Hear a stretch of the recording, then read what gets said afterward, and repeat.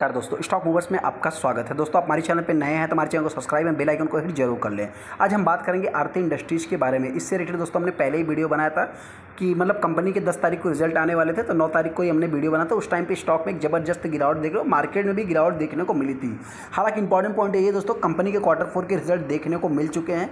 Result के according अगर देखेंगे तो एज ए मार्केट के पॉइंट ऑफ व्यू से देखेंगे दोस्तों, as a long time investment के पॉइंट ऑफ व्यू से देखेंगे तो कंपनी के रिजल्ट सुपर डुपर हिट है। हालांकि हो सकता है कि गिरावट होने के बाद स्टॉक में एक तेज़ी भी देखने को मिल सकती है मार्केट में, और हो सकता है कि एक तेज़ी देखने के बाद स्टॉक में थोड़ी सी प्रॉफिट बुकिंग भी देखने को मिल सकती है। देखिए, इसके पीछे का रीजंस मैं अपने पॉइंट से प्रेजेंट करूंगा आगे। लेकिन हाँ, ऐसे में बहुत सारे इन्वेस्टर इस कंपनी के Q4 के रिजल्ट को देख करके बाइंग भी करना चाहते हैं, लेकिन हो सकता है कि इन्वेस्टर कुछ इसमें प्रॉफिट बुकिंग भी कर सकते हैं, क्योंकि कंपनी ने एक शॉर्ट टाइम ट्रेडर्स के लिए रिटर्न भी उस टाइप का बना के दे दिया है। लेकिन ऐसे मेरा एक ही डिसीजन है दोस्तों, मैं तो इतना ही कहूँगा कि देखिए, सबसे पहले तो मेरा किसी भी वे में जो कि मतलब रिकमेंडेशन नहीं, चाहे सेलिंग का हो चाहे बाई का हो, लेकिन मैं इतना ही कहना चाहता हूँ, कंपनी जिन्होंने भी इस स्टॉक को लॉन्ग टाइम के पर्पज से खरीदा है, जिन्होंने भी इस स्टॉक को टॉप पे बाइंग किया है, लॉस में आपको सेल करने की जरूरत नहीं। एक भी शेयर आपको सेल करने की जरूरत नहीं है। अगर गिरावट हो जाती है तो एक भी शेयर सेल करने की जरूरत नहीं। हाँ, तेजी रहती है तो आप चाहे तो प्रॉफिट बुकिंग कर सकते हैं, मर्जी आपकी, पैसा आपका है। आरती इंडस्ट्रीज के ऊपर जैसा कि आप देख सकते हैं, सबसे पहले ये कंपनी 675 रुपये की प्राइस पे अभी तक ट्रेड हो रही है। वहीं पे अगर आप एक साल के चार्ट को देखेंगे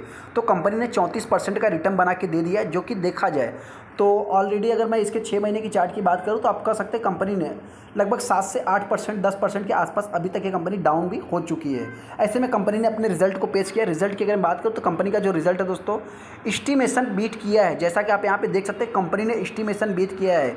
उसके बाद अगर मैं पीडीलाइट की बात करूँ, एसआरएफ की बात करूँ, बहुत सारी कंपनियों ने एस्टिमेशन बीट नहीं किया। 4-55% बड़ी बड़ी कंपनियाँ जो कि डाउन हो गई थी। लेकिन यहाँ पे जो एक बात है दोस्तों कि कह सकते कि रेवेन्यू जो एक्सपेक्टेशन थी मार्केट की, आप कह सकते थोड़ा सा डाउन आते हुए दिखा है।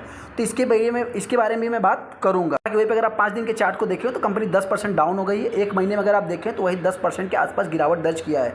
देखिए, इसके पहले ये कंपनी यहाँ पे फ्लैट चल रही थी और 9 तारीख को इस स्टॉक पे जबरदस्त गिरावट भी देखने को मिली थी। कंपनी के हम रिजल्ट को देख लेते हैं। सबसे पहले बताना चाहते दोस्तों, देखिए कंपनी के रिजल्ट अगर आप देखें तो Q4 का रिजल्ट, इनका जो प्रॉफिट है वो फॉल देखने को मिला है, बट इनका जो एस्टिमेशन था दोस्तों वो इन लाइन आते हुए दिखा है। यहाँ पे अगर आप देखेंगे जो कंपनी का रेवेन्यू था दोस्तों, उसमें मतलब जो इनका प्रॉफिट था 149 करोड़ अगले साल देखने को मिला था। इस बार की बात करें तो 132 करोड़ आते हुए दिखा है।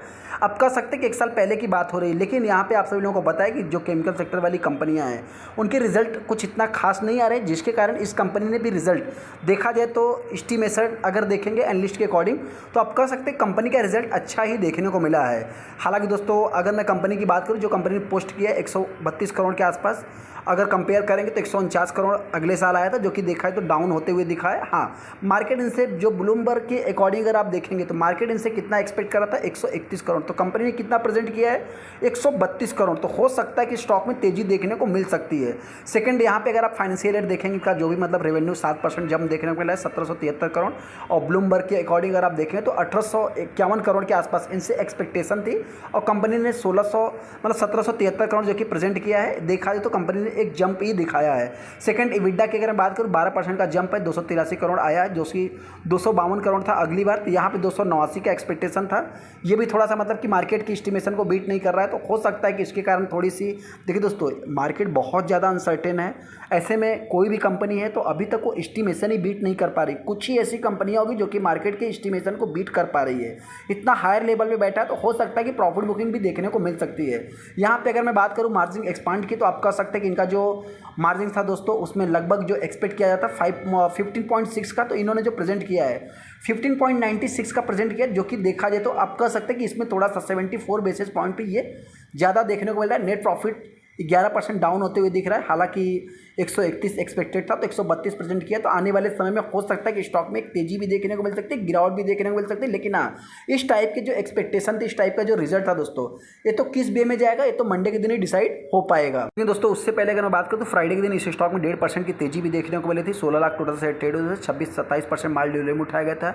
हाई की बात करें 2024 में 52 भी खाई है। एक्चुअल में कंपनी 1200 के आसपास भी गई थी। हालांकि दोस्तों, अनाउंसमेंट में अगर आप देखेंगे तो डिविडेंड भी कुछ कंपनी ने अनाउंसमेंट किया होगा।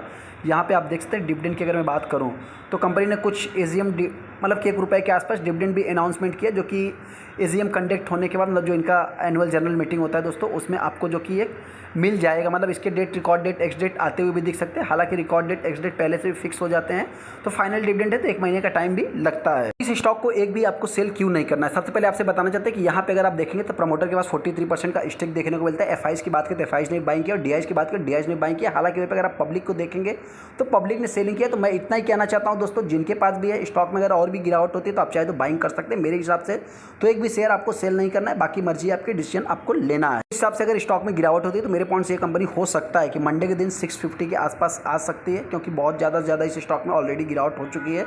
अगर आप इसके मैक्सिमम चार्ट पैटर्न से मतलब कि इसको देखेंगे आप 5 साल के चार्ट से, तो आप कह सकते हैं कि कंपनी ऑलरेडी 30-35%, 40% के आसपास डाउन है। हालांकि इसमें एक इनका जो आरती फार्मा का शेयर है दोस्तों, उसको इंक्लूडेड करेंगे तो ये बहुत ही कम आ जाएगा। मतलब बहुत ज़्यादा गिरावट भी अभी तक कंपनी दर्ज नहीं किया है, तो 650 तक ये कंपनी गिर सकती है। हालांकि मार्केट को अगर रिजल्ट अच्छे लगते हैं तो कंपनी 700 के ऊपर क्लोजिंग भी दे सकती है, 700 के आसपास ट्रेडिंग कर सकती है। चलिए दोस्तों, इच्छा वीडियो को लाइक कर दे, चैनल को सब्सक्राइब करें। थैंक यू दोस्तों।